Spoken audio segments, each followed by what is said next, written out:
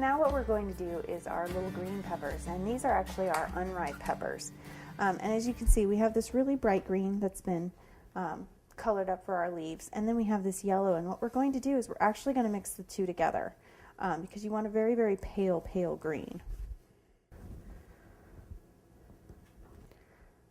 Almost a yellow.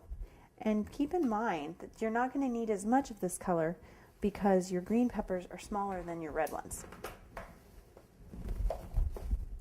So all I'm going to do is I'm going to mix these two together till I have a really nice pale, pale green.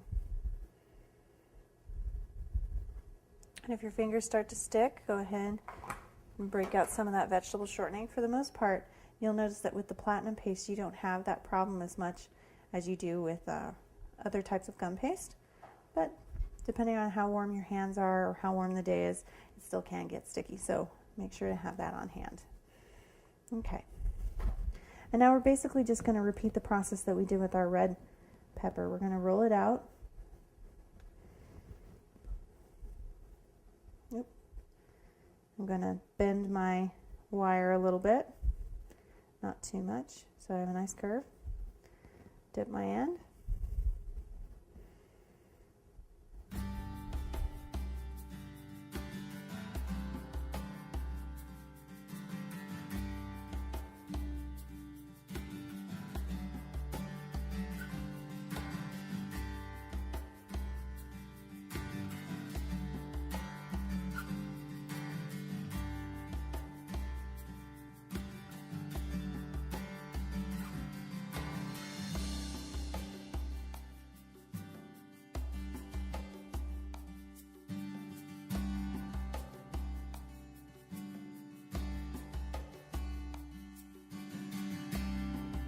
There we have our little green pepper.